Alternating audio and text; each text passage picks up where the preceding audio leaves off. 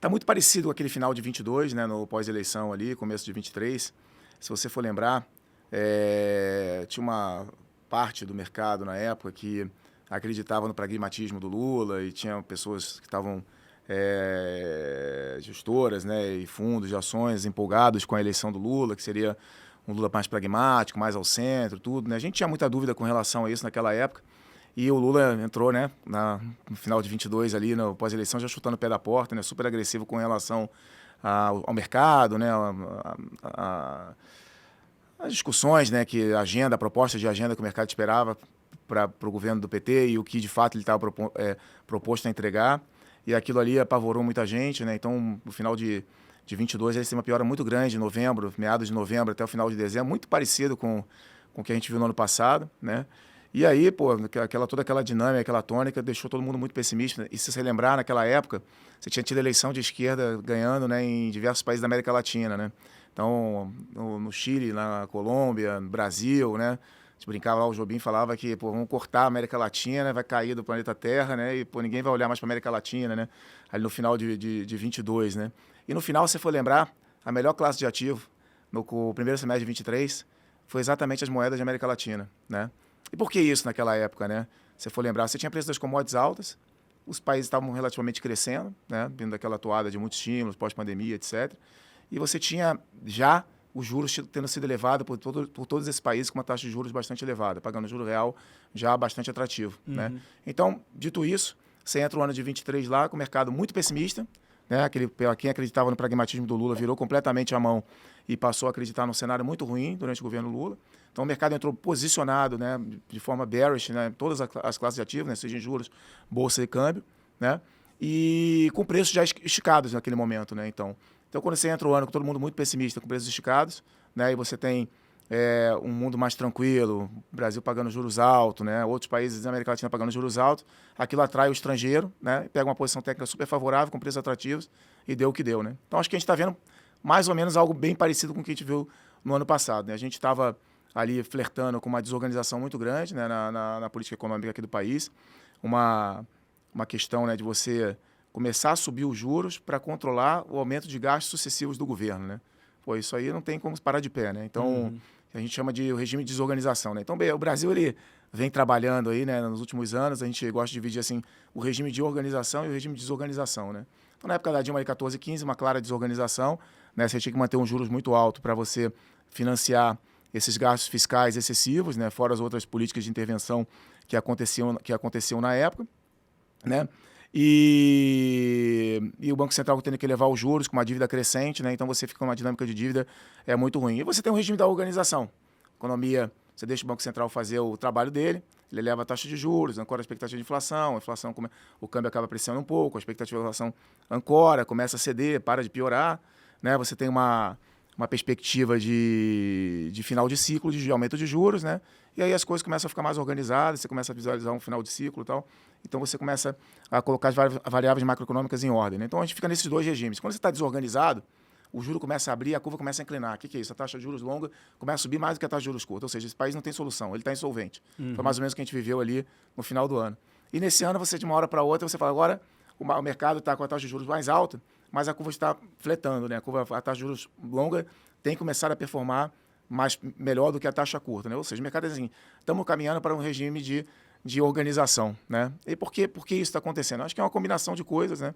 Acho que primeiro teve esse efeito técnico, que é muito importante, teve efeito de preço, né, da piora muito grande do final do ano passado, né? E você tem um cenário externo que ele é um cenário favorável, né? Depois a gente vai falar um pouco mais do pano de fundo externo, mas você tem aí, né, a queda de juros global, a inflação caindo no global. Então é um cenário que, de certa forma, torna aí lugares onde você tem taxa de juros altas, onde o carry, né, é muito atrativo. Ele, na visão do estrangeiro, acaba sendo lugares para você investir nesse momento por conta dessa maré mais favorável no cenário externo. Então você junta isso, né, pega a posição técnica, preços esticados, a gente está vendo essa melhora. E você também tem aqui, né, nesse momento, isso culminou também com um hiato de notícias, né, o Congresso parado, estava de férias até então, né, teve eleição agora recentemente, o governo meio ausente, né, não sei se o presidente recuperando aí recuperando aí da doença, né, e tudo, um cenário um pouco mais calmo no mês de janeiro, né, tem sido mais calmo até meados de fevereiro, ou seja, parece que o governo está deixando o Banco Central trabalhar, né, após a saída do Roberto Campos, que foi bastante amolado pelo governo durante bastante tempo. Agora o Banco Central é um Banco Central que foi escolhido por eles, né, então tem um tempo aí para o Gabriel fazer o trabalho dele, né, no Banco Central, nessa parte inicial. Então acho que o governo está deixando um pouco o Banco Central trabalhar. E eu acho que está acontecendo uma coisa bem curiosa, né? Você tinha assim, o governo até então estava satisfeito com uma inflação de 4,5%, não incomodava o governo, que era mais ou menos onde era a meta ali no governo Lula. Então, na cabeça deles ali, do Lula e do Haddad, acho que uma inflação de 4, 5, ele até fez esse comentário hoje numa reunião acho que na Arábia Saudita, salvo engano, falando que a inflação de 4 e 5 está tudo normal, né? Só que a nossa meta é 3, né? Mas, enfim, na cabeça deles a inflação de 4 e 5 é uma inflação normal, né? Então, eles estão mais preocupados em acelerar a atividade, né, ao longo desses 2 primeiros anos do governo. E o Banco Central, por outro lado, está vendo as expectativas de inflação desancorarem, o governo gastando pra caramba, tentando estimular o lado da atividade, o Banco Central preocupado com a inflação. O que a gente está vendo nesse começo de ano, os atores trocaram de posição. O governo está apavorado com a inflação, porque a gente vê a inflação pegando em cheio na popularidade, né? Então o governo fala, melhor a gente ficar aqui, deixar o Banco Central fazer o trabalho, para a política monetária fazer efeito, o câmbio dar uma acalmada e a inflação ceder. Então o governo parece mais preocupado com a inflação nesse momento do que com a atividade.